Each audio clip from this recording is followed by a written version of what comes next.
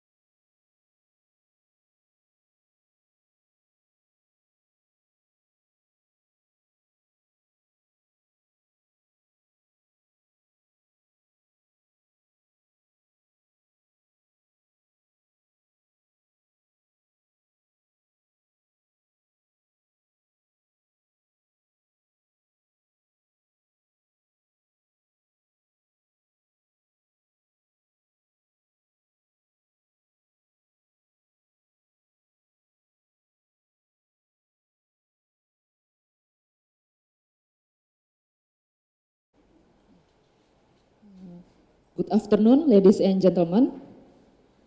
Welcome to the second ministerial lecture, Communication for Social Change, Relevance for Indonesia's Public Service System. First of all, I would like to welcome to all of our distinguished guests, Honorable Bapak Muhammad Zulkarnain, Assistant Deputy for Industry, Trade, Tourism, and Creative Economy, Vice Presidential Secretariat Office, Honorable Ibu Sri Prastiwi Utami, Assistant Deputy for Infrastructure, Energy, and Spatial Planning, Vice Presidential Secretariat Office, Honorable Professor Elske van de Vlier, the Director of the Center for Communication and Social Change, University of Queensland, Australia, Honorable Representative from Brawijaya University, Interest ED, and participants. Assalamualaikum warahmatullahi wabarakatuh. Ladies and gentlemen, without further ado, let us move forward to the first agenda for this afternoon. We have the honor to invite Honorable Bapak Muhammad Zulkarnain to deliver the welcoming remarks. To Bapak Zulkarnain, the time is yours.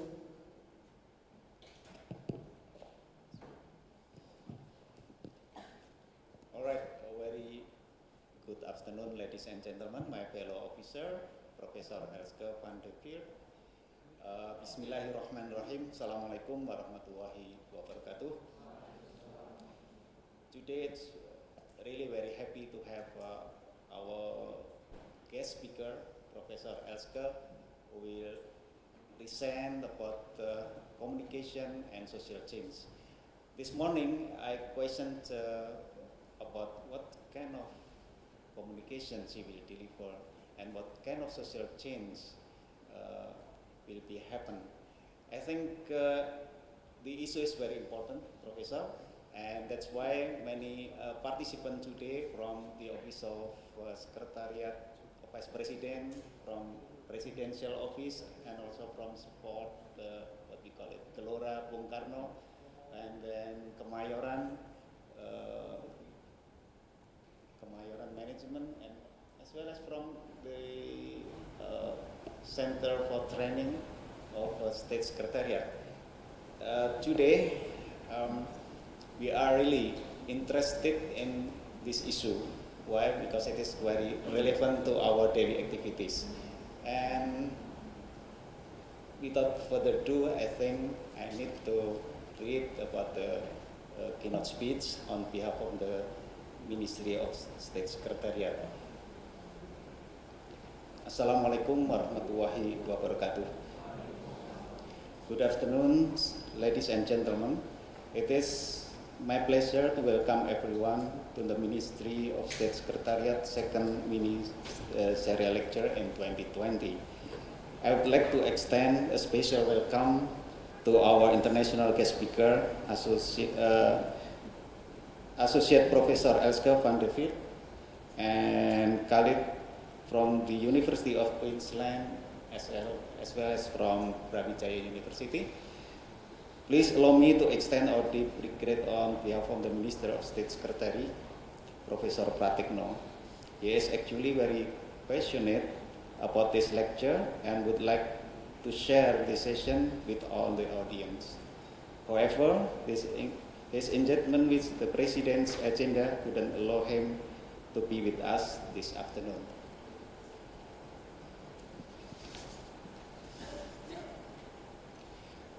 To Honorable Professor Elske, on behalf of the Minister, I would like to deliver our highest appreciation for your ability to share your thoughts and wisdom today with us. Ladies and gentlemen, fellow participants and Professor Elske, communication for social change, relevance for Indonesia public service system. This topic is very relevant to discuss in this Office of President and the Vice President of the Republic of Indonesia. The development of strategic policies, laws, and regulation might result with direct and indirect impact to the stakeholders. In the era of disruption, government institutions are being forced to address various complex development challenges. It is necessary to get inputs from stakeholders to develop a robust, healthy decision that be considered accountable to the citizen. Consequently, the government need to design and implement a comprehensive communication strategy through various channels, through various methods, through various ways. I think Professor Elsker will share about this later on. It is vital to ensure that all layers of society are served in their endeavor to achieve their fair and fulfilling lives. Recent development in communication strategy discourse highlights the importance of participatory approach to ensure the national development agenda are widely comprehended, therefore successfully implemented. It is very important for the government to listen to the citizen needs. The role of communication officer in public organization is not simply as a public relation officer. And I need to highlight this. The role of officer in public organization is not simply as public relation officer. It is expected that the communicator would deliver strategic decision that leads to social change in the Indonesia public service system. To broaden our perspective in social communication for public sector, we welcome the ideas, remarks, and suggestions that will be presented by Associate Professor Elsker later on. We suggest all participants to seize this opportunity as an access to widen your knowledge that will be beneficial in making better performance and more updated analysis in your subsequent tasks. Finally, to Professor Elsker, on behalf of the Minister of State Secretary, please allow me to thank you again. We hope that in the future we can continue the discussion to exchange ideas for our mutual benefit. I wish you have a pleasant and fruitful discussion. Thank you very much. Wassalamualaikum warahmatullahi wabarakatuh.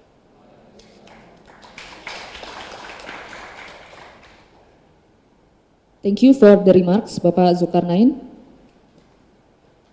For the next agenda, we would like to invite Bapak Zulkarnain to deliver token of appreciation to Professor Elske.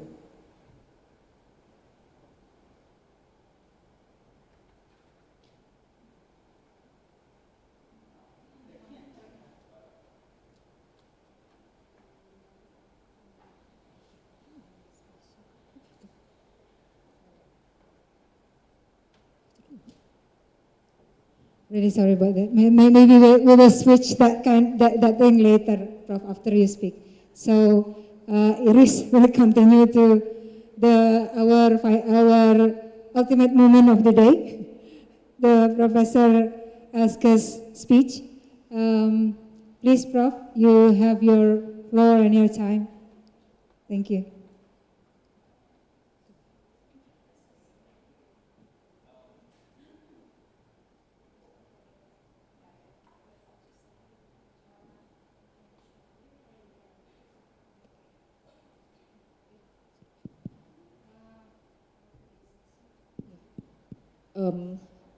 Ladies and gentlemen, now we are going to panel discussion session with Professor Elske, and this panel discussion will be led and moderated by Ibu Sri Prastiwi Utami, Assistant Deputy for Infrastructure, Energy, and Spatial Planning.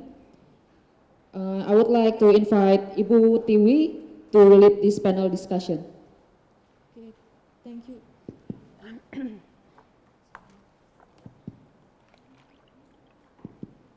Thank you, MC. Good afternoon, Bapak, Ibu, and Saudara sekalian. Can you hear my voice clearly? No? It's not on. Maybe I do it too, so you can hear clearly. Okay, good afternoon, Bapak, Ibu, and Saudara sekalian. Thank you for being here this afternoon. And today we are pleased to welcome Bu Elske van der Vlier, a very special guest from Brisbane, Australia. Bu Elske van der Vliert is an associate professor at the School of Communication and Arts and director of the Center for Communication and Social Change, the University of Queensland, Australia. Before being an academic at the University of Queensland, Bu Elske had spent almost 2 decades, nearly 20 years, ya Bu ya, involved in research, development, and teaching position with the Food and Agriculture Organization of the United Nations, the International Potato Center, and as a freelance consultant in many countries such as Indonesia, Sri Lanka, Vietnam, China, Philippines. Udah. Oh yeah. And Lebih banyak. most of it is in Southeast Asia countries. Yeah. For your information, Bu Elske bahasa is very good. Bahasa apa? Bahasa Indonesia is very good, and also sakit seketik bahasa Jawa. But in today's mini lecture, we will do it in English. Bu Elske's specialty is participatory communication in development and social change, as well as focus on frameworks for and facilitation of transdisciplinary research for development, including agriculture, rural and community development, and energy poverty. And today, Bu Elske will share with us her expert opinion about communication for social change, relevance for Indonesia's public service system. Although I studied communication, but for me, this is a new thing for me. So it will be very interesting to hear Bu Elske explain us about communication for social change and relevant for public service system. Previously, I asked Bu Elske, does it relate with the key point is communication through dialogue and participatory? Bu Elske said it is just a small amount of it, small part of it. So it will be very interesting to hear. So why should we consider this topic is very important? Communication for social change can bring sustainable change in a society, in its values and or structures, and improve the life changes and welfare of all members. So far, it has been proven that through dialogue and participation, the project or program has more successful than just communication for top-down. And well, how communication for social change relevant and can be implemented in public services in Indonesia. All these things will thoroughly discussed by Bu Elske. We will have time for Bu Elske lecture until I will ask Mbak Yanti until, because we quite late to start. We hear Bu Elske lecture until 2:15? Yeah. Okay. Okay, so we will hear Bu Elske lecture at until 2:15, and after that there will be a question and answer for 30 minutes. Okay, with that I ask that you give your full attention to Bu Elske lecture. Bu Elske, please, the floor is yours. Thank you very much, and good afternoon, everybody, and thanks very much for having me here. It's a real pleasure to finally enter the premises of this beautiful ministry. I usually find myself with farmers somewhere in a little gubuk in di lapangan, rather than maybe with government officials at the kabupaten atau kecamatan level, but not very often at central level. So I'm very honored to be here, so thank you very much.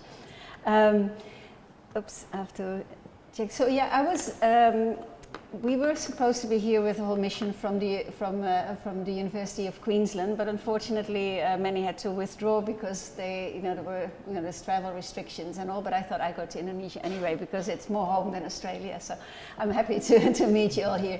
A little bit of my background. So I started out my bachelor's in biology and in ecology and worked a lot in integrated pest management. And actually I was here in Indonesia, came here in 1988. to work with the Food and Agriculture Organization and also do my PhD on the Farmer Field School, the IPM Farmer Field School approach, the Sekolah Lapak PHT Padi. And then later we developed that for other crops and broadened the topics. So that was really the start of the more kind of participatory, kind of agricultural extension systems in Indonesia. So it was, in the literature, it's been marked actually as quite an important thing. But there's still farmer field schools, but it's actually a great example to show how, you know, we can sometimes call something participatory communication, participatory learning, but it's not always implemented that way. So I'll be touching a little bit on the benefits, but also on the difficulties and limitations of how these approaches are being done. But before we go to communication, we really have to understand what development and social change is about and how it has changed and how therefore communication systems need to be adapted. So let's see, yeah, this is working. So I'd like to share with you some observations of the 30 years I've now been, you know, going around in Indonesia. So I said I came here in 1988, moved to Yogyakarta, was lots of becaks and bicycles, and of course now it is mainly motorbikes and cars, and consequently macet, yeah, policy, yeah. So yeah, it's a change. Is it positive? There's many positives to it, but it's also there's some negatives to it. Sometimes now it's quicker to go on the becak than in a car in Jakarta, I think. At that time, there was, in terms of development, there was a lot of dependency on aid. It was really, you know, everything was about projects from international donors, whereas that became, it was actually just after I moved to Australia, the international agencies would talk about aid as more aid for trade. You know, it is not just aid, but it is, we need to get something back as well. And then, of course, it became more into trade agreements, regional and global alliances. And I think in a way that's a good thing. It gives also more power to any of the countries. It's not there's less dependency on the kind of the international exchange. Definitely education got a lot better in Indonesia. I taught for a little while at one of the private universities in Yogyakarta, and what I've seen, what the kind of quality of students I saw at the time with the kind of students we get now in Queensland, it's a huge difference. I've really noticed, I've been in Queensland for about 13 years, I've really noticed in about last 8 years, 5 to 8 years, the quality of the students we're getting from Indonesia is hugely different. Their English is better, they're much more sophisticated in a lot of things. You know, critical thinking has really, you know, has picked up, whereas, you know, 50 years ago there was a lot of, we call regurgitation of knowledge rather than critically applying. So it's a really a great development to see, and you know, how people take control over their own development and knowledge. But the consequence, of course, that fewer people want to be farmers, and there's a lot of urbanization, and who's in the end going to produce the food for 200, how many million people now there are in Indonesia? Definitely people got taller, which is often an indication of, you know, better nutrition, but also there's more Western and local fast food outlets, and therefore more health-related diet projects. I'm just showing you kind of, you know, the flip side of all the positive things. There's always a little bit of a negative thing as well. And I noticed, I've particularly since I've been in Australia, most of my work has been in eastern Indonesia, NTT and NTB, and we see that in many places things haven't changed a bit. You know, farmers still go hungry, farm families, for 3 months a year when they've run out of their own produce. And we see a lot of development initiatives have increasingly become a mismatch for those who miss the bandwagon of that great change. So the gap between those who, you know, who got better education and you know, can start spending more money and therefore, you know, get better and better, with those who've just missed that, you know, is getting bigger and bigger. And therefore in development there's a lot of reinventing the wheel. There's like, no, try to do it again, but very often not targeting, you know, specifically those who are the poorest of the poor. It's kind of, you know, I'll go for the ones who are a little bit better, but you're in that gap, and that's I think an area where we have to think of with communication for social change, how we can fill that gap.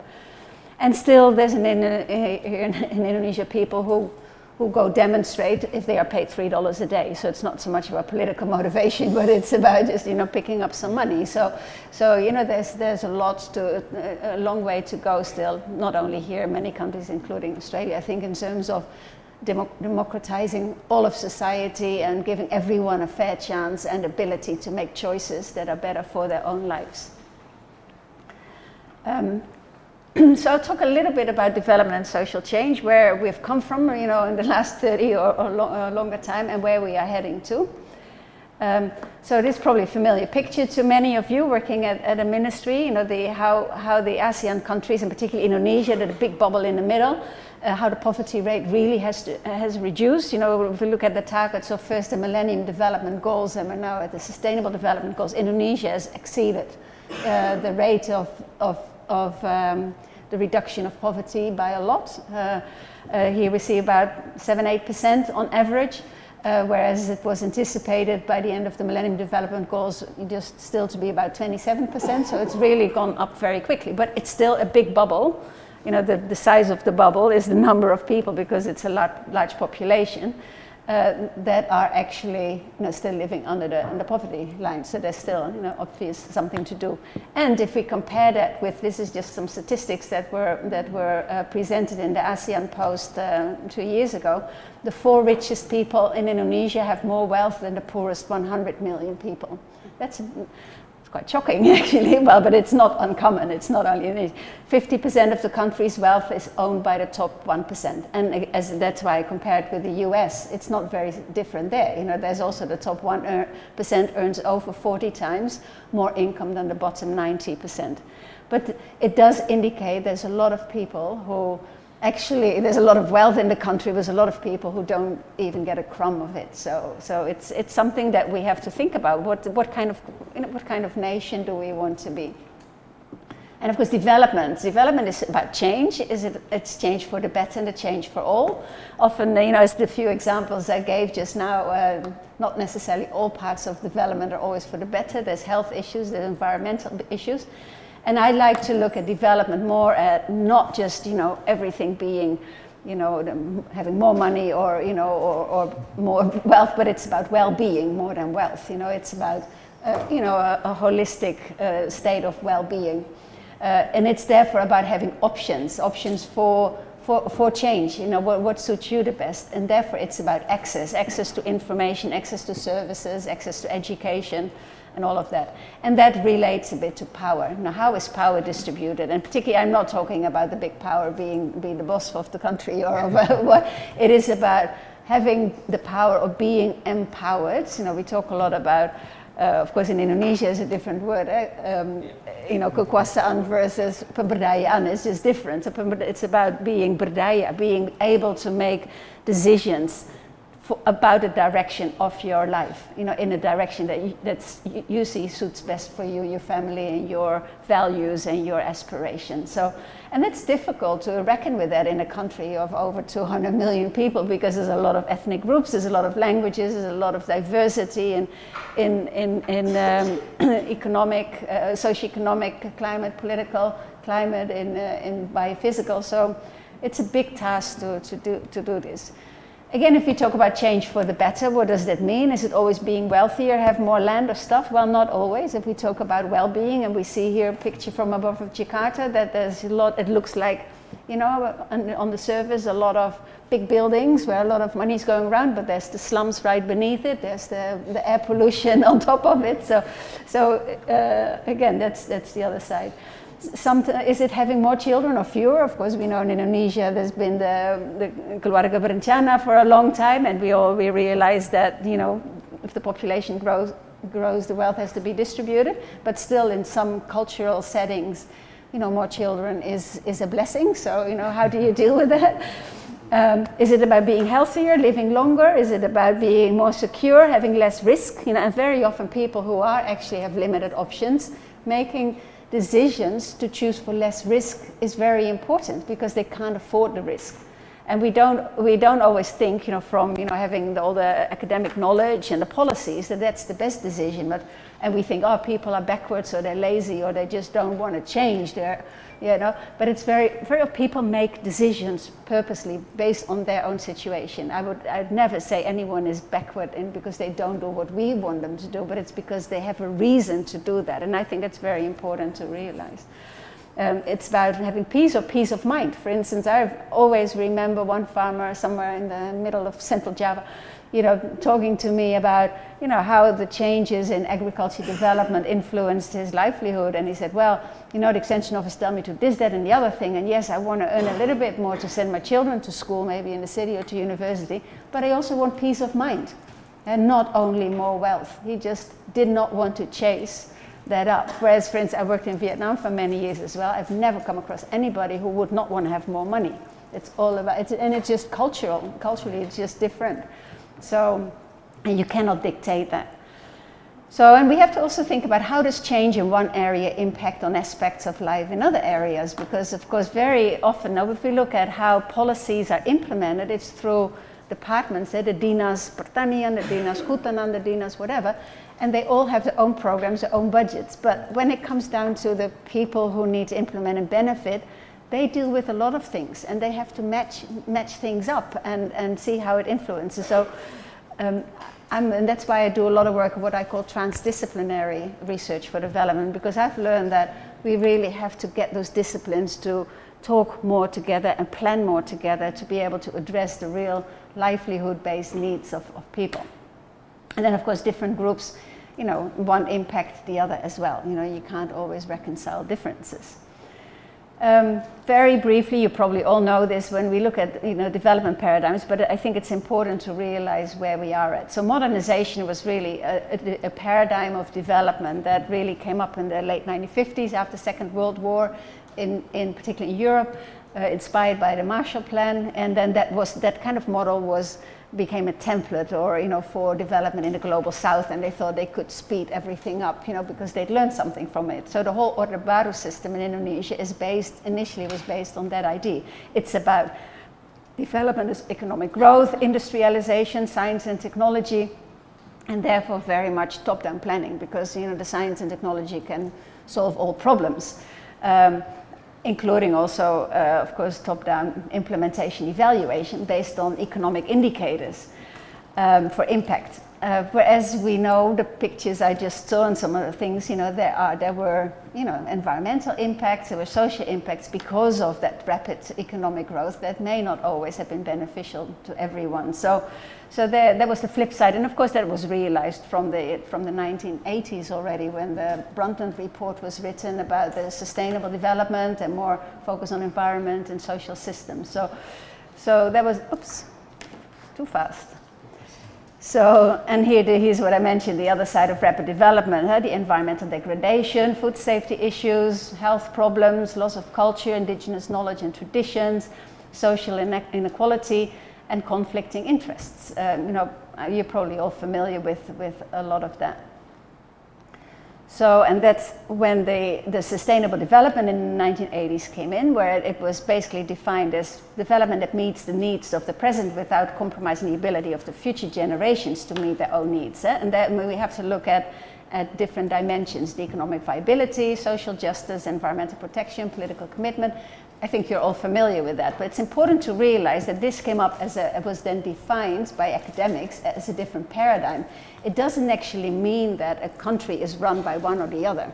And what I've learned a lot, even though we do a lot of planning, from the principles of sustainable development, a lot of that modernization thinking is still embedded in a lot that's happening everywhere in most countries, because it's very often a lot easier to deal with things and technologies than with people, because this implies a lot of a focus on people.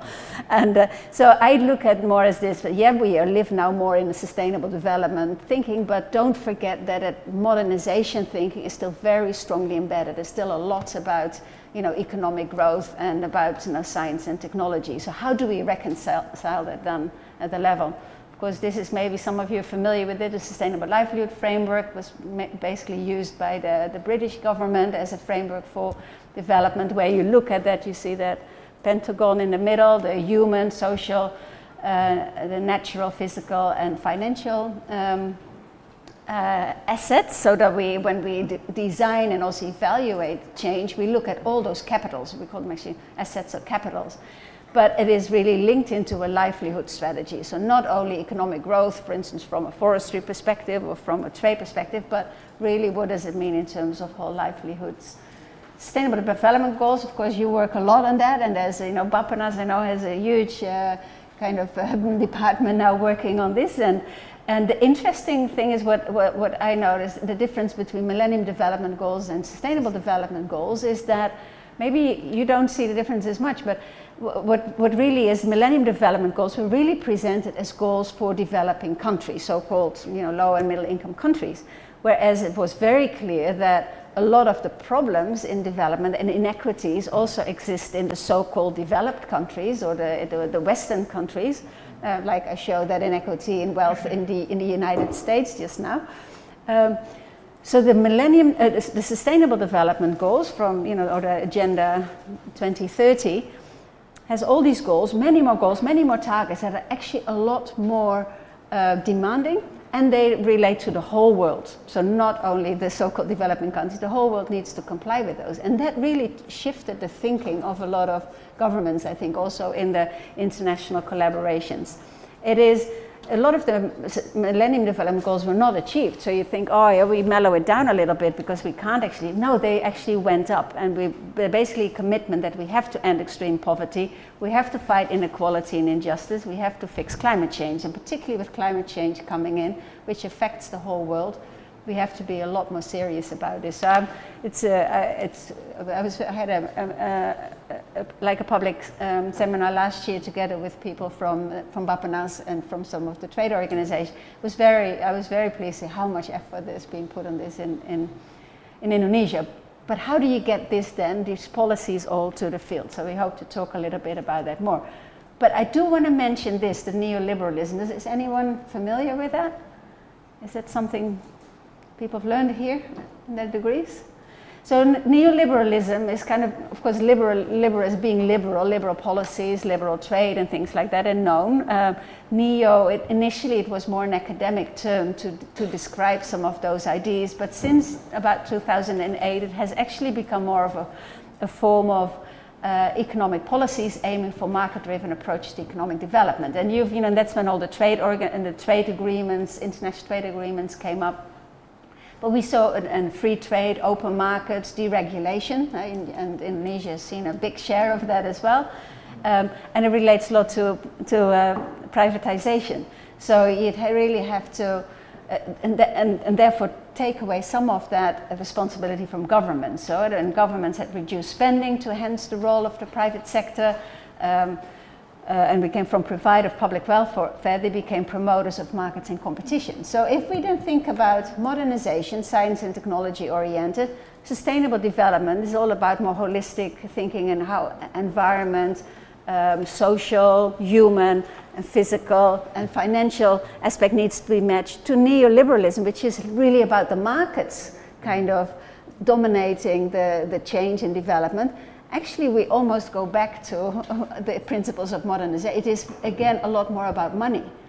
And as a result, we see that a lot of people fall off that bandwagon even if they were on it for a little while, because they can't keep up with, the international market forces. Now, small farmers who suddenly have to reckon selling their products for different prices because they can get it, the countries who buy could get it cheaper somewhere else, that has had huge, I'm sure you have some examples of what the impacts of for some commodities or some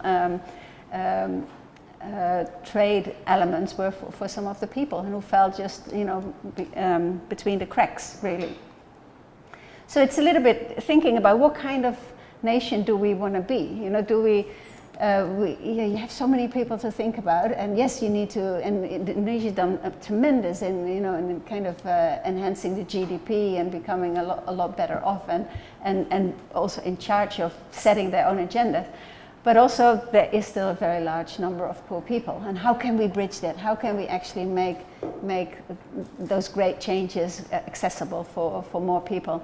And so it's something that we often call another development. So yes, it looks at sustainability, but it particularly looks at equity. It looks at empowered citizens. People are actually better able to determine themselves where they need to go and what speed of change suits them and their families and their conditions.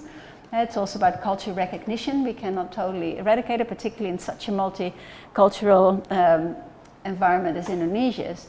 It looks at more holistic approaches requiring these transdisciplinary collaborations, whereas if you only look at one discipline or one sector, it's very often still very top-down determined and doesn't really fit with people's realities. Education is very important, something that we call conscientization. Conscientization is more than just awareness raising. It's really about deep awareness about your need for change, not just awareness about technology or about something, but really about what are my options and what is my need for change, and actually then taking control and being empowered. So empowerment and conscientization are both two elements of the theories of critical pedagogy by Paulo Freire that maybe some of you have heard about, which is really the basis for a lot of those approaches of participation.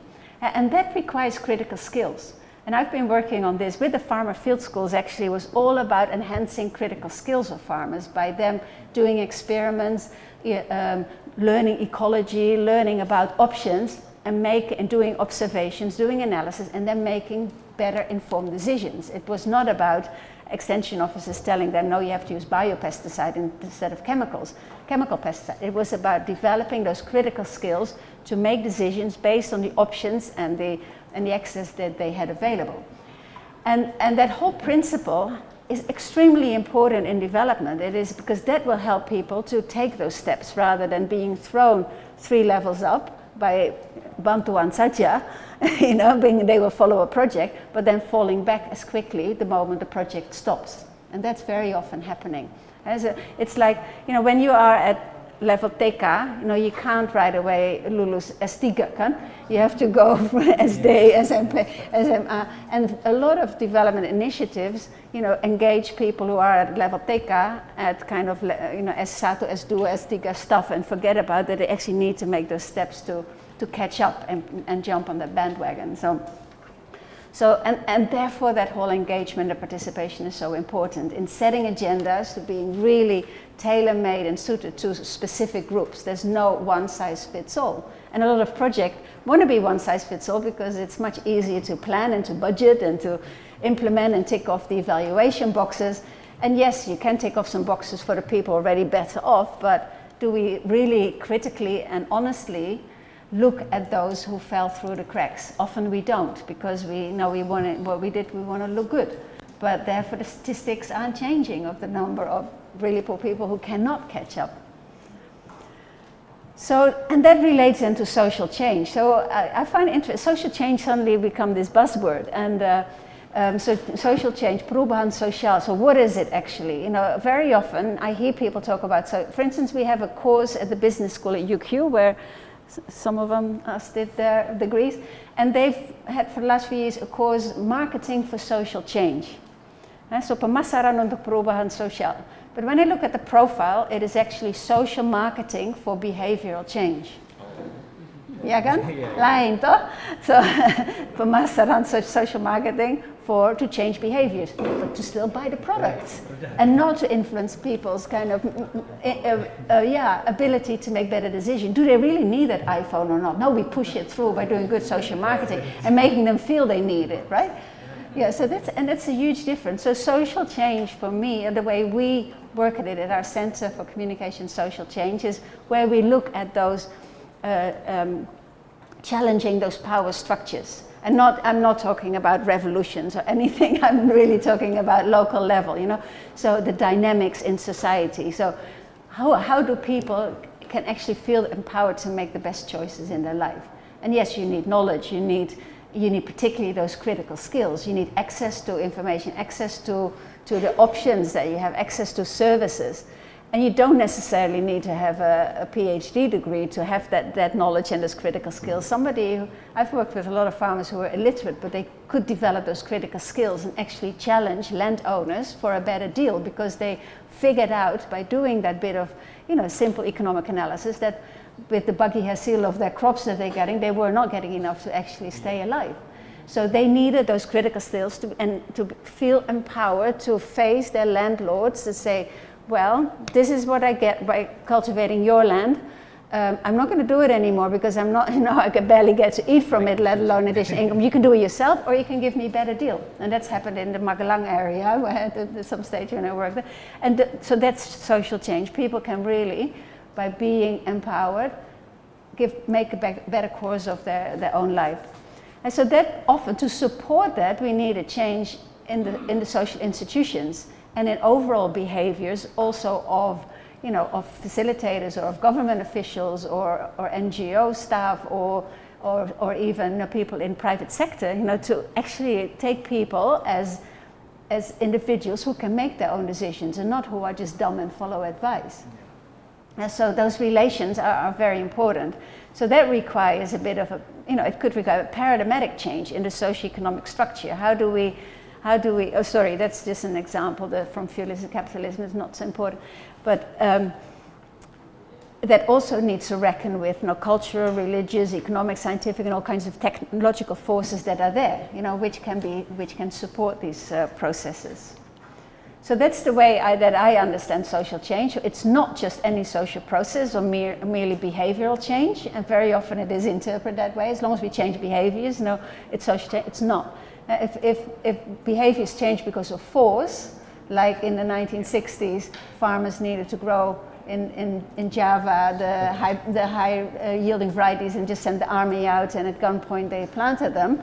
It's behavioral change, but it's not social change, it's force. And of course they don't do it anymore the moment the militaries are out having lunch.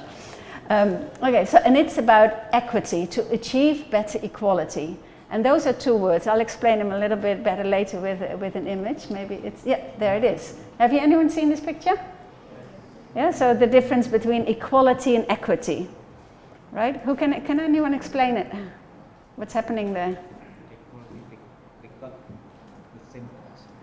Yes, equality, they get the equal support, yeah? But they have different needs.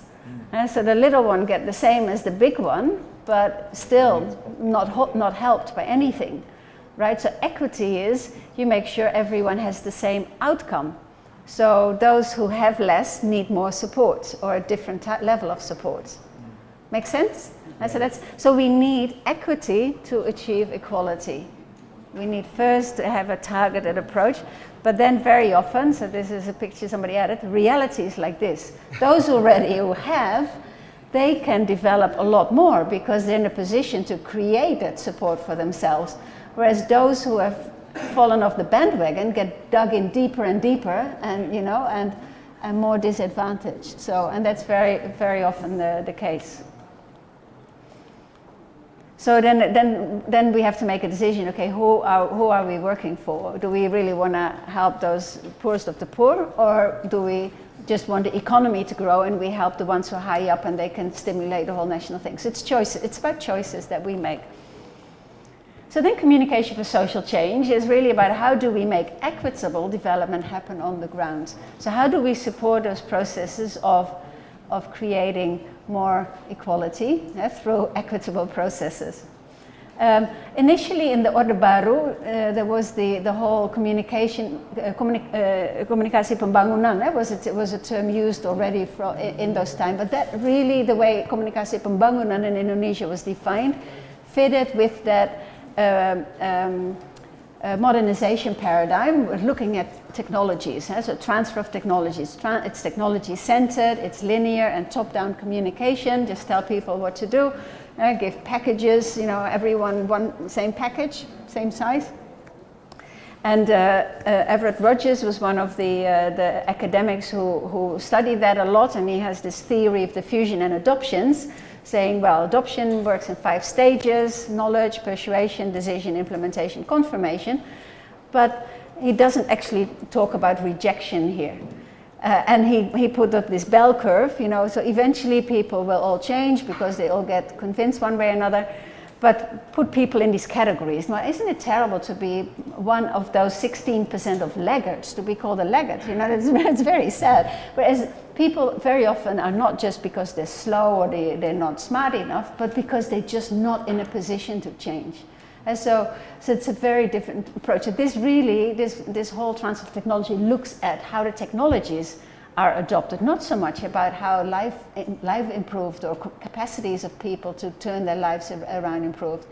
For For instance, in the farmer field school, we always said, yeah, of course, we want farmers to use less pesticides, But our purpose is for them to make better decisions that suit them. So even if their decision involves a good analysis that they use more pesticides, actually we should be proud of them.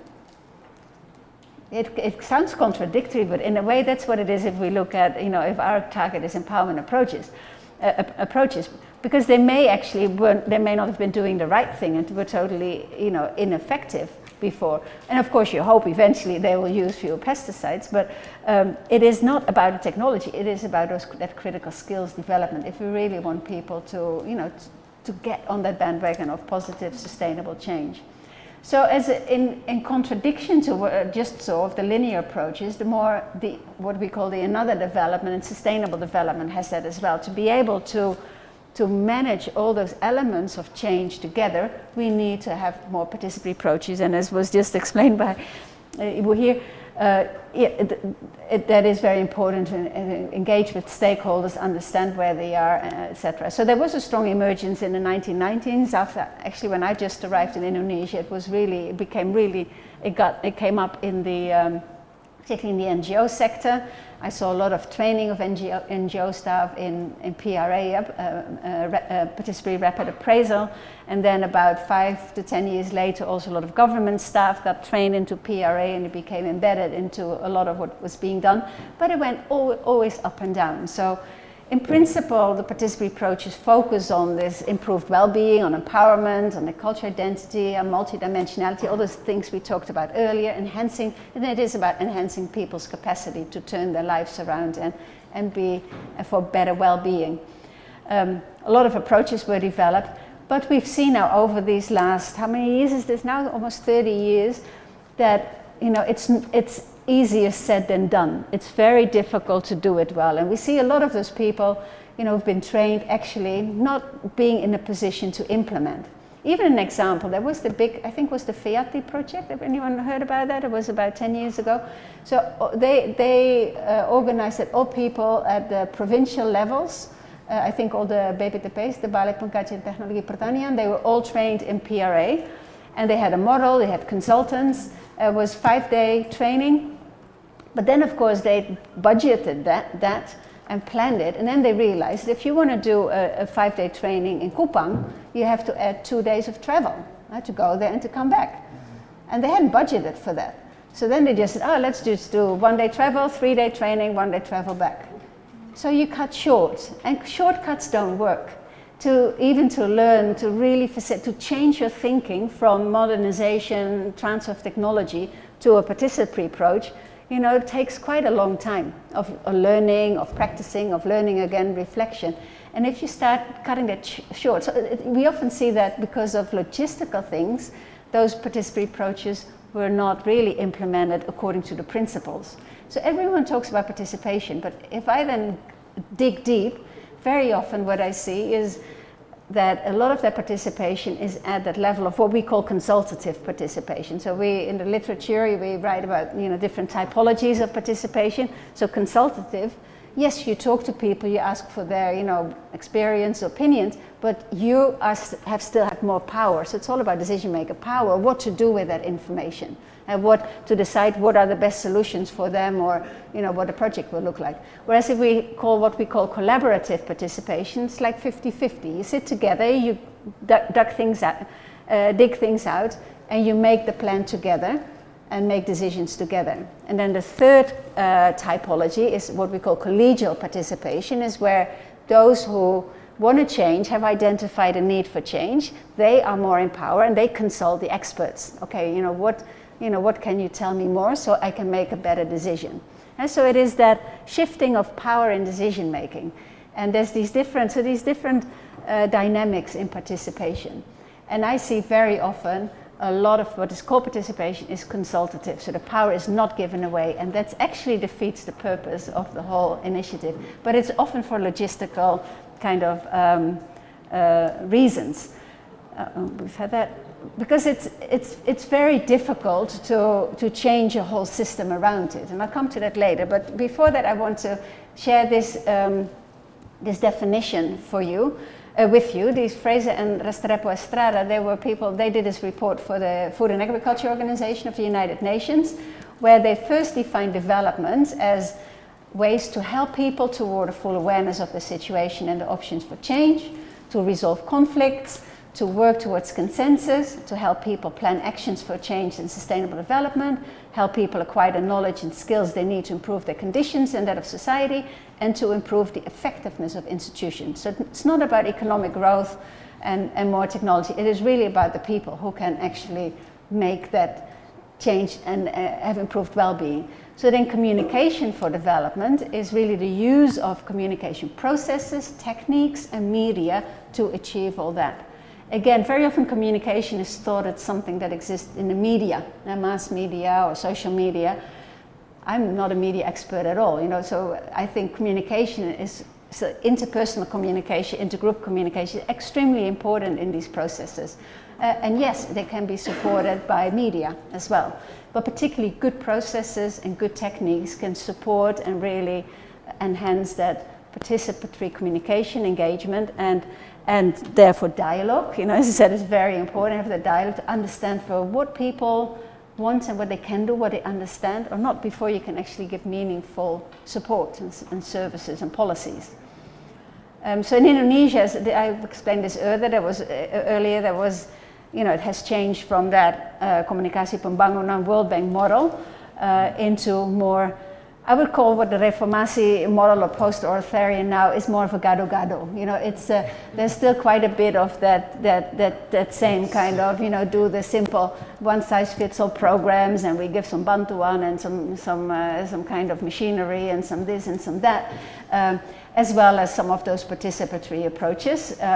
So and you see there's a lot of tension. So I've worked with institutions to help change the institutions, but the moment there has been an election and no minister, then all the directors get changed again, and the ones who were championing that institutional change, they were sent to other centers or other institutions, and it's been quite difficult to actually keep that change going by those who wanted that change. And it's just part of, of how politics and how institutions work. Not only here, I did a project in Mongolia, and within 5 years we had like 4 different people, who were in charge. So it's with that gado-gado model, we have to really analyze, what are the policies that support that more kind of empowering type of change, where people can really start participating better in a positive development towards better well-being for all.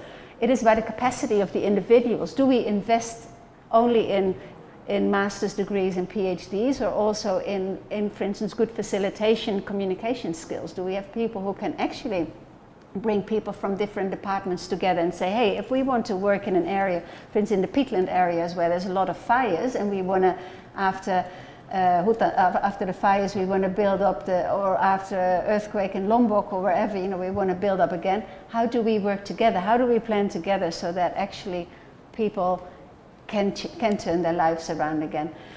And therefore it's the institutional climate and the institutional commitment at all levels, starting from central level, but also particularly now with the decentralisation, with the Kabupaten level, is just very important. That there's people who understand and build that into policies. And some places you see that happens tremendously. I was a couple of months ago in Kabupaten Endrekang in South Sulawesi. We were invited and hosted and partly paid for by the Bupati there to actually, and he got all the departments together to work on a digital platform they call Digital Farmer Field School, where they could get all their services together, not just to provide information, but to engage, to have the communities engage with all those different departments and them engage with each other. So he's a real champion in the sense that he had a vision that it needed to be more holistic. People needed to work better together to make a change in the communities of the poor families. So the future is all about what choices we make as individuals and we make also as institutions. Of course, the way I look, and I haven't looked very deeply, so you can absolutely correct me here, is communication in the Indonesian public service system. Of course, there's a lot of policy communication that's extremely important, needs to be done, but also is sometimes in a way that it is more about the consequences of not complying with the law rather than the rights. And so I just took two groups of students actually, one in June and one in November, to work with the Badan Restorasi Gambut, the peatland restoration agency, and they did this participatory situation analysis in communities. So one group was in Kalimantan Tengah and the other in Riau. And then they had to give some recommendations for a community engagement strategy. And there were law students, and the law students really, dug out, and they said a lot of people just afraid for the sanctions of the law rather than understanding why the law is important. So legal communication, policy communication should be a lot more about how does it relate to people's lives? Why will they be better off? Why is the law good for people? Not how does it narrow us down? Yeah, now of course, I mean, the typical example is people would only wear a helmet if they know there's not going to be a police around. Well, nowadays everyone does it, or speeding, and same in Australia. People think you won't be caught because there's no cameras and they have apps on their phones, to see there's no people scanning you. No, they still speed, but the law is there to protect people. And so legal communication should be a lot more about educating people and having people actually understand how it relates to their lives. So there's some room for improvement, and that really links in it's one of the functions actually of communication for social change. Now then the other very important function is public relations, or what we often call the strategic communication. And you see that every government department now has a communication department, and they're mainly about strategic communication. It's about and it's public relations. It's showing partly the society, that a lot of good things are done. It's buying goodwill. It's also showing international organizations, and it's a lot. And that's the principle of strategic communication. It's very much creating that goodwill and an image. It's about the likes on Facebook nowadays, and same with the Australian government. But that's not necessarily all that's needed. Because very often your success stories are great, but sometimes we learn a lot more from failures, and when people can actually share why things were difficult for them. And of course, there's another space and another kind of moment for doing that. But so public relations has an important function, but it is principally different in that the agenda is set by the one to be able to create goodwill, not so much to kind of get people to engage and participate and take charge of things. And then there's the whole area of advisory services, which is what I usually call a function of education, educational communication. And of course, all the extension, the penyuluhan pertanian, penyuluhan kesehatan, etc. are all there. And then within that, we've seen in Indonesia there's different models. Some are still very top-down, very much about sending packages and the one-size-fits-all kind of models. Others are much more engaging and working with farmers on building those critical skills and improving their capacity to make better decisions. So that's the gado-gado bit as well. So I believe to really serve the Sustainable Development Goals, there is definitely that need for more participatory communication, to have that engagement, to make sure that we reach those targets and not, again, increase the percentage of success, but the group that stays behind is still very large.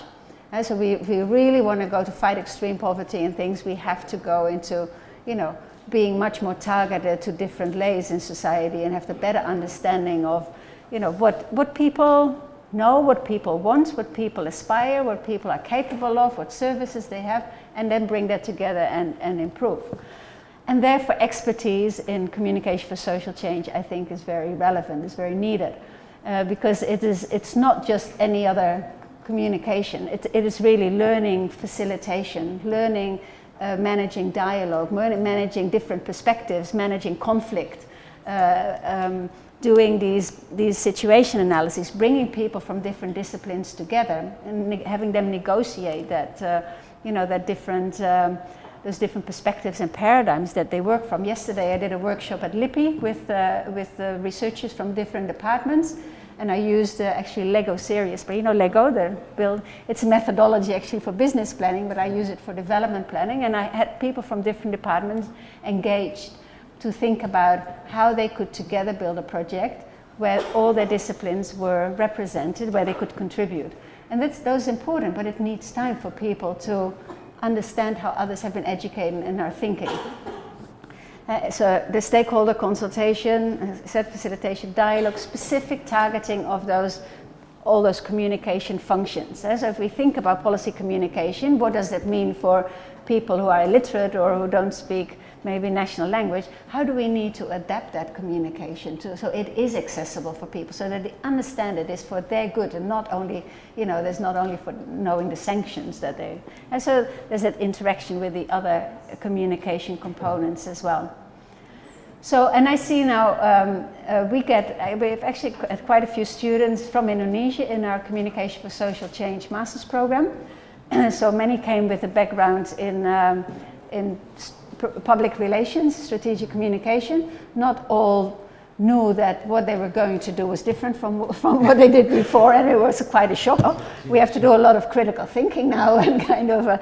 But then most really say yes, this is very much needed. And some have gone back in government, some work for international organizations, some work for NGOs. So they're there, and we're learning a lot more of how they can operate and how they are supporting these changes in society that are more targeted to well-being for all. So that's basically how I wanted to explain what the difference is, and if anyone's interested. So we do have, as I said, a master's program at the University of Queensland. This presentation can be distributed, and there's some links there. So it's part of the Master of Communication. So we have two streams: the strategic communication and communication for social change. So some of the more generic courses are done together, like research methodology, intercultural communication, but then the specialist stream is separate. And what students in CSE learn is like the theories of development, social change, and communication for social change. They learn about participatory development, communication, social movements that are becoming more important, particularly now also with the existence of social media, and community informatics, which is a lot about, this is a picture of yesterday the researchers at LIPI planning their project using a participatory communication tool through the Lego Serious Play. So we also have an active research area and PhD program through the Center for Communication and Social Change that I'm the director of. So again, there's a focus, the themes that we work on is participatory development communications. A lot of my work is in that. Social movements, ICTs for development and social change, and this area of communication and transdisciplinary research for development, again, which is also one of my specialist areas. So that's what we do. We can have a discussion first, but I can also show you a few videos if anyone's interested in studying in Brisbane with us. We've got a few few links there of this. Actually, the one on the right is an Indonesian student who did our program, and she made a little video about her experience studying, and that video got most hits on I think the UQ website. She was absolutely awesome. So I can show that, but we can have a discussion first whatever you like. So. Thank you, Oscar, for the very informative and interesting lecture. If I can notice here that in Indonesian, for communication in Indonesian public service system, for SDGs we still need more participatory communication, and also we need expertise in CSC. I see one of our participants is graduate from your department, I think Mbak Nanda, yeah? So, oh yeah. yeah. And especially for participatory, we also have to notice that there is three kinds of participation: consultative, collaborative, and collegial. So we have to notice which participatory that we engage in make our program is successful in communication and development. So. There will be a question and answer session. There will be 3 persons first. To feel free ask your question to who else. Any question?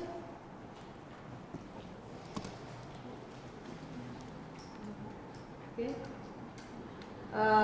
You can say your name and your unit of organization and ask in a short question and to the point.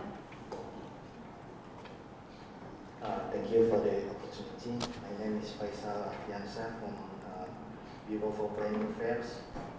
I noticed that in your lecture that there are two things that we need to get the planning for social change, namely resource and patient and time, because it's the process that have several steps that there is no shortcuts on that things. So in the government planning we have two permanent constraints. There are resource and fiscal year. So Yeah. I know how to elaborate your lecture to solve our problem that in terms of resource we need to get the resource not in one place continuing, and we need to distribute the resource, so we can afford to continue one project in many years. In terms of fiscal years, we need to get immediate output and or outcome year by year. Yeah, So yeah. it's really difficult to get government plannings with participatory and constant concern on the one field. So the second question is how to monitor and evaluate social change effectively in terms of indicators or by your experience. Thank you. Sorry, can you repeat it? To monitor and evaluate social change program in your experience of the theory. Yeah. Thank you. Yeah. Yeah. Yes, I know all about the problems of resources and short-term funding. It's what all my colleagues I work with always complain about. So first you have a proposal, you put a budget, then it's approved, but the budget's cut. Second, it's from January to December, but the money doesn't come until May, right? And you have to report in October, so you go back. Okay, well, who am I to change that system? I can say, well, that doesn't work, right? You all know. So who can change that? Maybe you? The system is nobody. It's the people who have to change it. So you have to evaluate how that system is working or not, and what you really want to achieve. And in the end, I think it's really about setting the indicators so that it relates to your thing. Is very often the indicators are outputs. Now, have we spent the money? Have we had the number of people, in a training who signed the sheet and we bought a lunch box for or not? Right? Sorry, am I cynical? Yes, I am. So you have to think about, okay, well, actually, what do we want to achieve? If we want to have, if we want to see that, for instance, a very poor community, that they can turn their lives around. Yeah, we know that it can't be done in 1 year. So you have to have indicators, that are gradually show that change. First that they are able to do an experiment or something, or to or have a group meeting and actually analyze their problems. That second, they actually have access to options and they are trying those options, and then so it just can't be short term. So what I think is, what you can have is you can have projects. 1 year projects are very rarely useful. So, but you could think of, is there a possibility to propose to whoever is in charge of doing that? Say, well, we have longer term projects, but we can still have annual indicators and reports. And if we haven't achieved, then they can stop it. But you should try to achieve so you can come to the end. So it is, and that's what I meant. Is you need an institutional change. You need to be a commitment from very high level to do things differently. Otherwise, nothing's ever going to change. It's the same thing I've now been hearing for 30 years.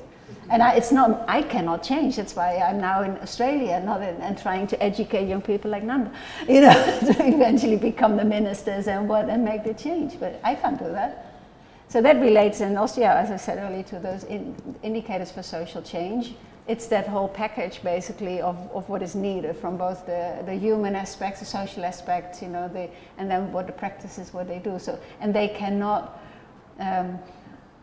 basically you have to put indicators. There's a lot of literature actually on measuring empowerment, but it has to be adapted to what is culturally and politically, socially appropriate in a specific place. So yeah, you really have to give it some thought and measure very often qualitatively, but be able to tell that story of change. You know, very often it's not like, not necessarily a graph that you can say, oh, from so many percent to so many percent, but it can be a story, or it can be visual, can be, again, you still want to have the scale. So there's a lot of deception, I think, and a lot of, you know, success storytelling, because it's one person, but so that it's an area I'm very interested in, I'm working on, but very important to have those indicators that really indicate more those social processes and achievements of people, and empowerment achievement. Yeah. No? So you say that this problem is not only in Indonesia, right? So have you is there anything that we could do to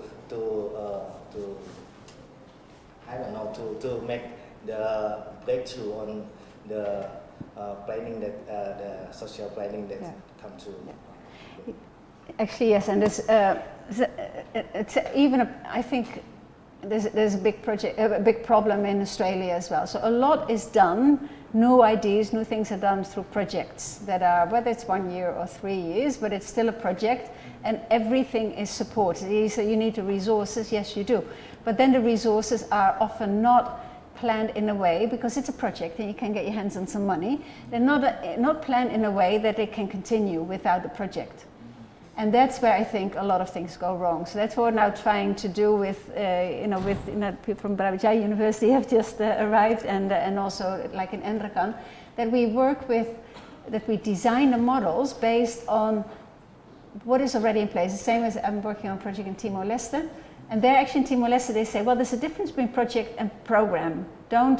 We have to be very cautious to say we run a project, which is funded by the Australian government, because then farmers think they get the goodies, you know, the bantuan, the handouts and everything, and they just go with the flow, but then they don't feel a need to, they don't own it, they don't feel a need to continue it.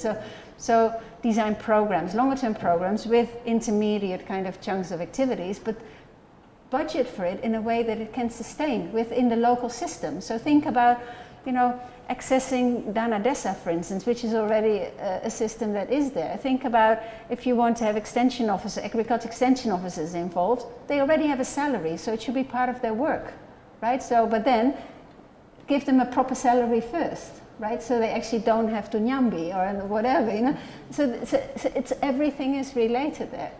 So, and that's a big job to change that, but that's, I think, I mean, I'm not criticizing how things are done now. I know how difficult it is, but sometimes, you know, I think, oh, you know, at least I'm trying now to, whatever we do is in a way that it can sustain, that you do it really, you know, with a local community-based, you know, people have to be in charge, you have to have ownership over it for things to continue. So how do they get ownership over it? Not by being bought to do it, right? But to actually assume that responsibility and ownership. And of course people need to have salaries and stay alive. So you have to really carefully for every situation to do that. I can give an example. There's actually a few pictures if you give me a minute here. So this is a project we did in East Timor, plant corn, harvest cattle. Sounds a bit funny, isn't it? But it was also a project started from the BPTP there, where they said, oh, we have a technology, we can make this work, and it was all about foragers, fattening cattle, and Paot, the man here, can I show this? The big farmer with a white shirt, you know, he's a very successful farmer, got a lot of big cows, cattle, and bahasanya bahasa Dinas, bukan bahasa Timur. And he'd been working with the researchers, and they said, oh, we need to expand it to others. So we called this meeting, and everyone was just sitting quiet, and nobody would respond, because they felt, well, yeah, that's all, you know, it took me 2 hours to dig deep and before the farmer said, well, this is all good and well for Pa'ot, but we don't have cows actually, we don't have cattle. So why would we break our backs starting growing forages, and the ones who get rich are the owners of the cattle, and that's either the Dinas Pertanian or it is some rich people in the village, right? So then what we had to do is really kind of sit with them. Let me see, next picture. So the problem was dependency, so we needed to sit and really dig out, you know, what the assets were. So the asset was land, but they didn't have enough labor to cultivate it all. So, and we were not going to say, well, okay, then we're going to give you that to grow your land better. But he said, okay, well, you can grow more corn on your land, maize, jagung, on your land with better varieties, not the hybrid that the Dinas wants to sell, because they're not ready for buying that. They were very poor. They went hungry 3 months of the year. So you can do that through. You can take a loan, but you have to pay it back at the end, at the first year. Once you start harvesting, you have more. And so in a project, you can build it in. That yes, the project or the program can provide a loan, but farmers have to realize it's their money. And then the whole idea was they would grow more corn to be able to then harvest enough to feed the family and learn better about post-harvest, and then from the surplus sell that and buy cattle, buy a small calf. So then they own their cattle. They can then start learning about growing it and selling it and marketing it. So because then only they are motivated, right? So but you had to plan it. And the researchers were extremely disappointed when they found out that some of the farmers had bought a pig rather than a cow from the money. They said, well, our target is they have to buy 2 calves, 1 or 2 calves. But those who bought a pig, for them, they need a little bit of money to pay off some debts they had or repair the house. And for them, it was easier to first start. It was actually from going from TK to SD rather than TK to SMP, right? Growing cattle or cultivating cattle is a lot more difficult than pigs in those areas. So for them, it was easier to first enhance their capacity and the income by pigs and selling them, and then buying cattle. So eventually they have cattle. Or one bought a rice thresher and started a business and improved his livelihood. So the researchers, but our indicators are they need to have 2 pigs. They know our indicators, they get out of dependency and they can do whatever they want with that. And they did. So you see the difference? So we can plan for something, but we shouldn't be rigid, kaku, about it is about their developments. It's different outcome, different indicators that you're measuring. Luckily, I had those pictures at the end of the slide. Okay, is there any question?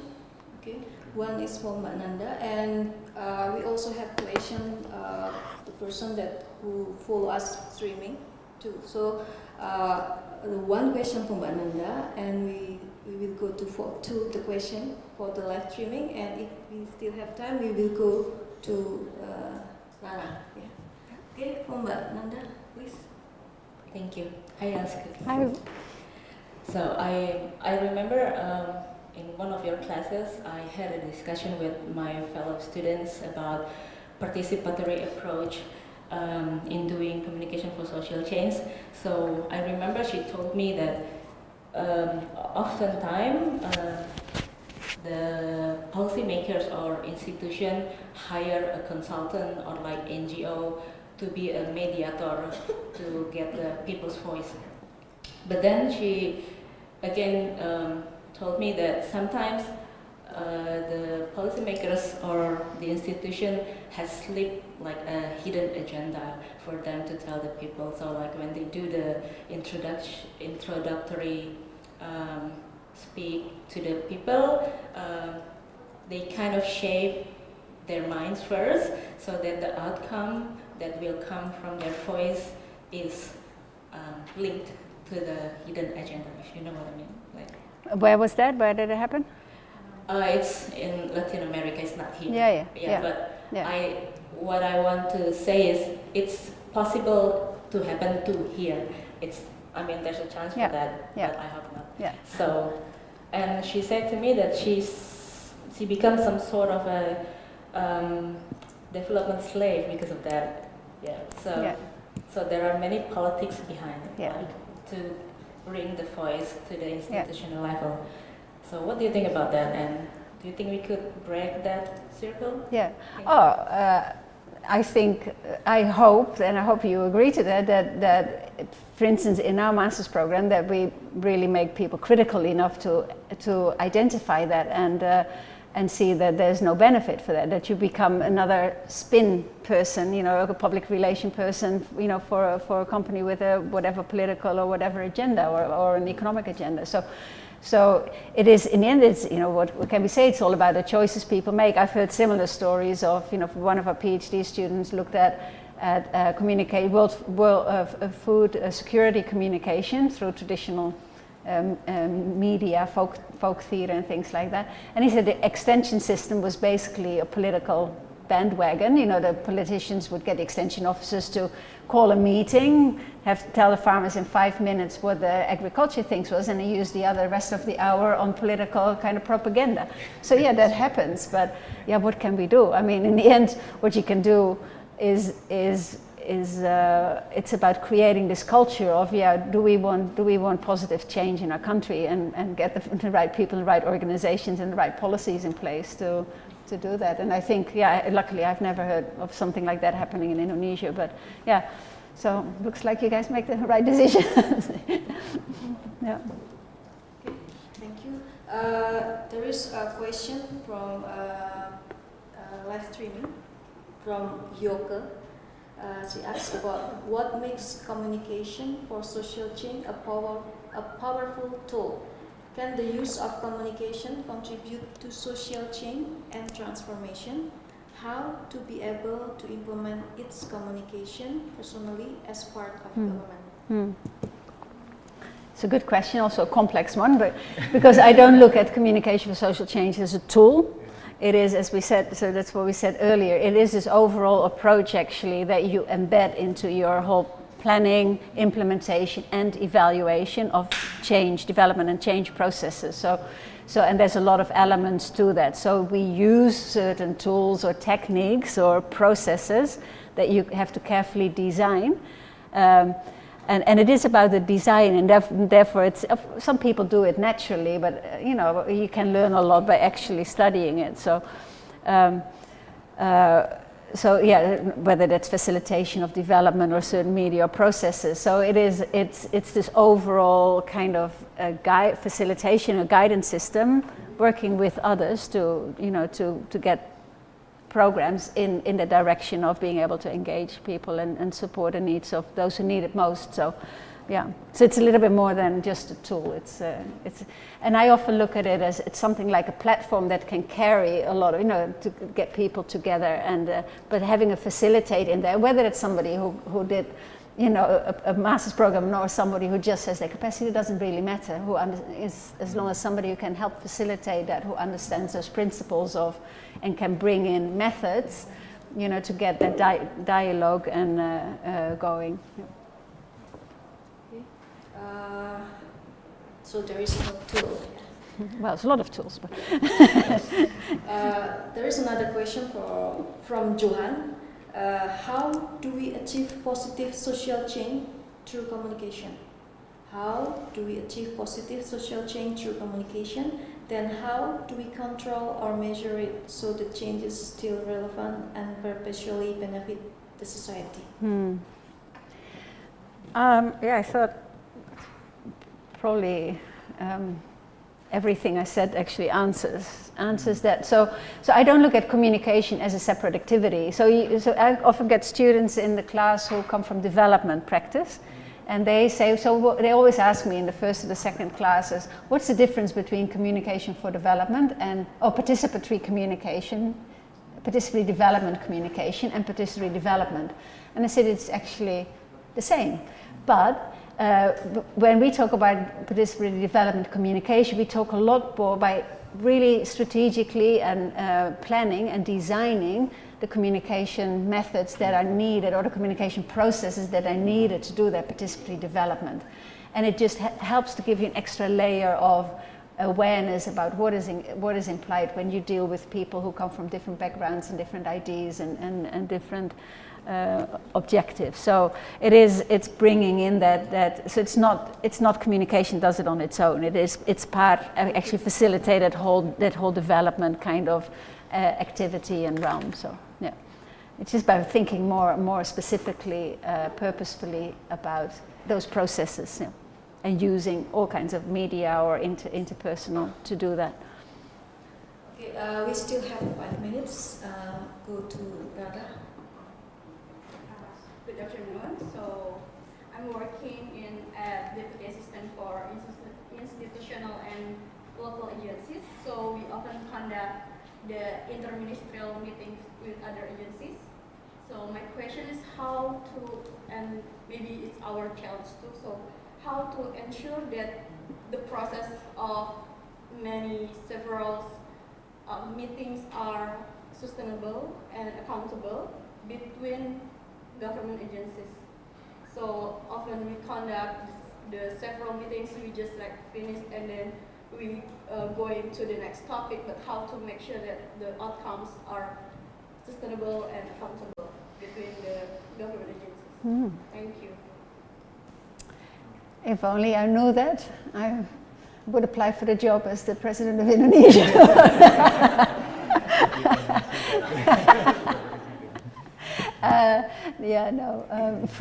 It's a big question. Yeah, no, and it, as I said earlier, it relates to so many. It's the institutional culture. It's how people use the educational kind of backgrounds, and to be honest, I can't answer that question. It's only you have to work that out. But particularly what I usually start with is not only looking at what's good, but particularly at looking at what's not going so well, and actually openly acknowledging that and saying, hey, what are the barriers to doing things differently? For instance, the whole funding structure. What are the barriers? And what are the barriers to changing that? But then actually, can we go to? So you can do a problem tree analysis. It's basically looking at the problem, but going deeper and deeper and deeper. What are the causes or the underlying causes of why things, could be better? So yeah, it requires just some good thinking. But yeah, it's very complex at a level of of national governance. So yeah. Sorry, I can't help you with that.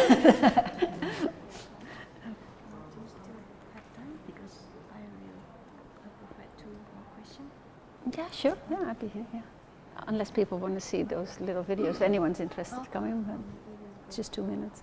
Whatever, if they like, ask them. Yeah. Okay, if there is still question, okay. yeah, it's okay. It's all right. It's good question. Mas Angga first. Thank you, Elsie. Sometimes in one society there is already an equilibrium, like a balance of society that is include traditional barrier or cultural barrier and something like that. Naturally, the equilibrium might change slowly, but if you want to intentionally change that equilibrium, if we want to have a social change, and then we have to slide that point of equilibrium, right? So we have to deal with the supply aspect and the demand aspect. We cannot just rely on the statement that just focus on the demand or focus on the farmer, then the demand will create its own demand. We cannot do like that, right? Yeah. So in your experience, how to deal with the kind of barrier like a culture, a tradition, and how to advocate the marketplace, how to advocate the consumers to also support the social change in the farmer society. Yeah. Thank you. Yeah. That's a very good question. And first of all, I think equilibriums exist in a way, but they're also fluid because the world changes, cultures change, and some change faster, some change not so fast. But things change because people change, and because of creating new opportunities also changes us, and therefore the society changes. So sometimes in the village, there are people have already enjoyed their life. It's true, but also things have changed, and you see now, for instance, particularly most people having a mobile phone and getting access to the internet, things change a lot. You know, the aspirations of young people is very different from those of their parents, just in one generation. Only because, I mean, particularly in Timor-Leste, you know, where life is extremely hard. You know, if you live in a village, you know, it's dry, it's rocky, it's hot. A lot of young people, and the government supports schooling is free, and everyone, you know, all parents want to educate their children, so they all go to the city to get a university degree, and there's no jobs, so they end up just, you know, selling pulsa on the side of the road, right? But they don't want to go back and be a farmer because there's not much in it either. So yeah, but they do have, and partly because they also, and actually, if you get into more sophisticated farming in the mountains, you can be quite well off, but because they have access to internet and they see things and they use now to live in the city. So how you deal with that, and that you have to start actually dealing it in different ways, you know, youth groups or. But what I'm trying to say is just life changes because of so many influences. So, so part of the principles of, you know, the way I usually work with always doing this participatory situation analysis first is actually carving out the role of culture, carving out of traditions, of different perspectives in a community and different stakeholders in an activity. So I'm trying to bring that together. So you cannot look at only one group. So. How to look at the starting point before you end up? Yeah, that's a really good question. Yeah, very often, you know, so ideally in an ideal world of social change, it would be on the request of people, but that's of course not. Very often it is an initiative, and we because of a general like a national agenda. For instance, it was in Indonesia as well. You wanted to have more cattle, so that's why we had some cattle project in the east. But so, and we have to realize we all come with an agenda, you know, because of our personal commitments, because of the bosses we work for, the institutions we work for. There's always an agenda, so it's important to negotiate that. You cannot just go and say, oh, what do you want, and we help you. You can't, you know. So, but then negotiating those agendas. And in the end, it is about actually people analyzing their own needs and understanding their need for change, you know, that they don't necessarily have to go hungry, or that they don't have to, you know, always deal with floods or with fires or with what's and their options. But yeah, no, the main thing is there's no one size fits all for this process, but acknowledging the importance of analyzing it first before you make a higher level plan. Thank you very much, Professor. My name is Edi Purwanto. But Nanda and I are working in the Vice President Office, especially the Deputy Assistant for Public Communication and Information. Professor, relating to social change, that it is a trend in Indonesia that many people are easy to join or to follow ideology, for example, or culture from other countries, such as if it is good, it's okay, it doesn't matter. But if the cultures or ideology is bad, it's problem for Indonesia, such as radical ideology. Yeah. So that there are so many people are join ISIS, for example. That it is why one of the Vice President's concerns in this new government is how to eradicate radicalism. Yeah. And how can the public communication or participatory communication take a role to solve this problem or this challenge? And your answer will help Mr. Vice President, because this is really his concern, how to eradicate the radical ideology. Yeah. Thank you. You guys have difficult questions. I can't save the planet, hey? Oh my God. No, but it's we've actually had, the UQ has given a training exactly on that issue and the role of media in eradicating, you know, the extremism for a group of Bangladeshi officials, and they did a few sessions on that. But it's, you know, my approach would be, which doesn't mean it's of any use at all, but it was first like, what options do people have who go there? And very often, where do they come from, and how do people get radicalized? First, rather than saying, hey, it's all wrong and you're not right and we need to turn you around, it's first acknowledging where they come from.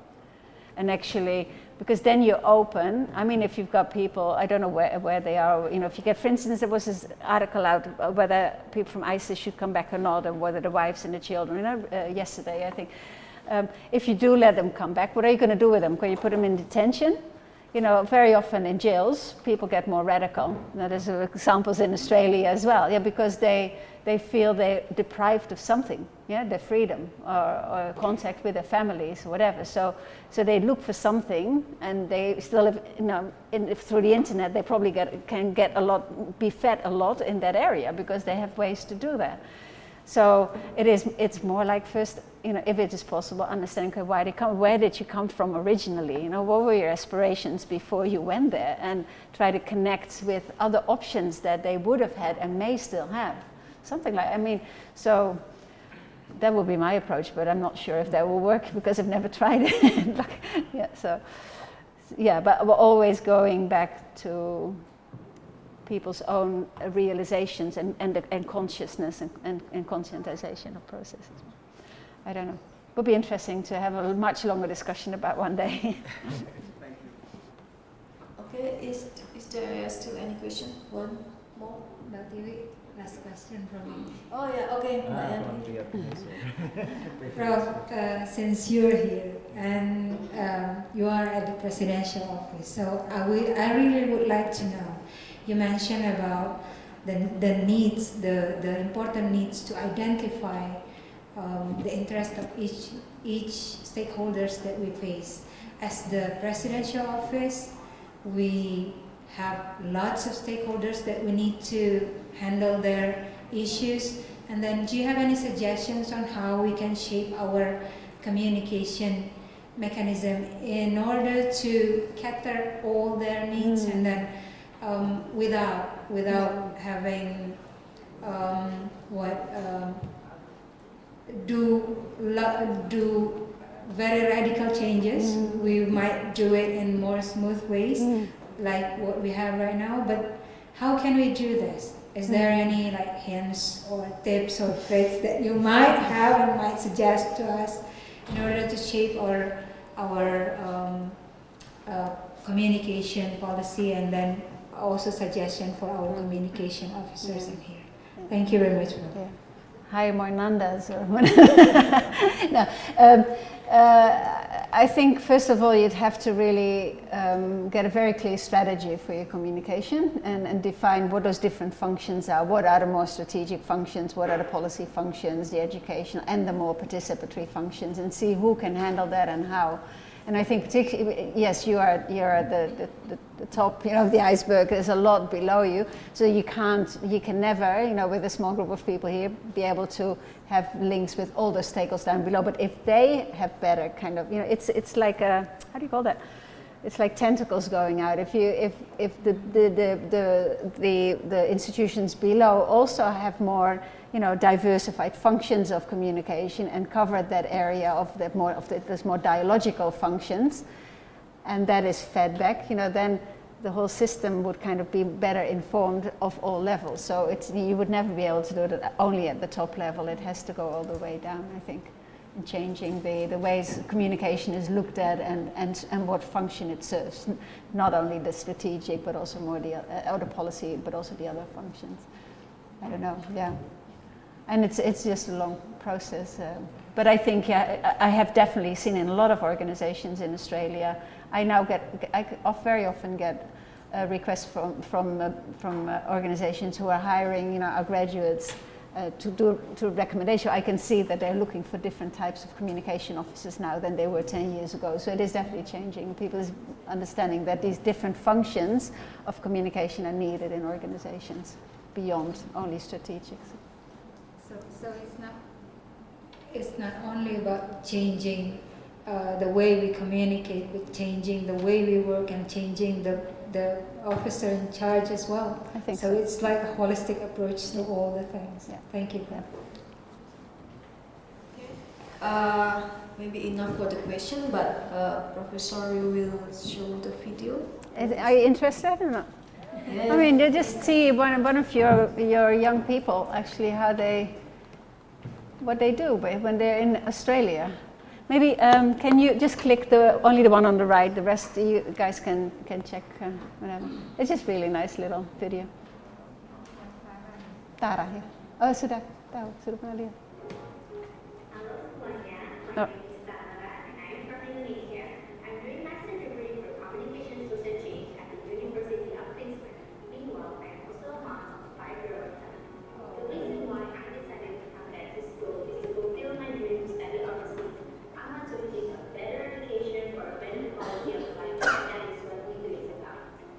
However, becoming a student for the second round is more challenging since I have responsibilities to take care of my family. Every day, I wake up early not only for study, but also to do domestic chores such as preparing meals, dropping my son at kidney, go to UK for class or study. In the afternoon, I pick up my son, cook dinner, play a little bit, and put him to bed. When everyone is sleeping, that is also my time to study. Whenever I feel tired, I just spend time with my family and I can see my son smile. I know that this is all worth it. Also, luckily, UQ has a great support system for students with family practical. They have a daycare for children, free English course for dependent, and even my lecturer allowed me to bring my son to class. That was me. Being exposed to different kinds of language, culture, and life Shandy. in Lisbon, I hope my son will remember this journey and inspire him to create a change for the future. So I have to say this was done for a public relations class actually. It was a little spin video, but she was a communication for social change student. She took that one, it was a digital media class, but they use it as a bit of PR for the university. Yep. Okay. Oh.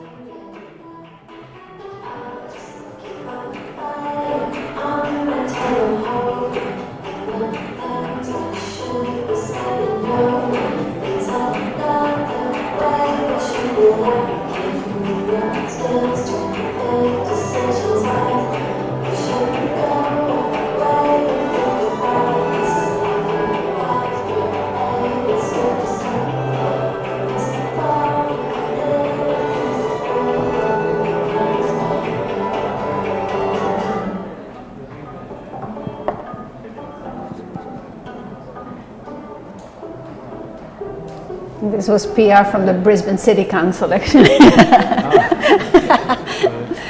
It's a nice place. It's good weather, and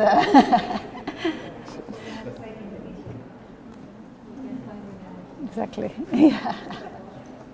Okay, thank you, Bu. I had been in University of Queensland for 2 weeks back in 2013, and it is a very great university and also very great city to live of Brisbane. Finally, Bapak Ibu sekalian, we come to the end part of today's mini serial lecture. We thank you for Bu Elske for her insightful lecture, and hopefully this lecture will be beneficial for everybody, especially in developing our skill for for communication for social change, and also we can contribute in make public service in Indonesia is more beneficial for everyone. Thank you, Bu Elske, and time back to the MC. Thank you. And for the next. Sorry, I forgot. Please give big applause to Bu Elske.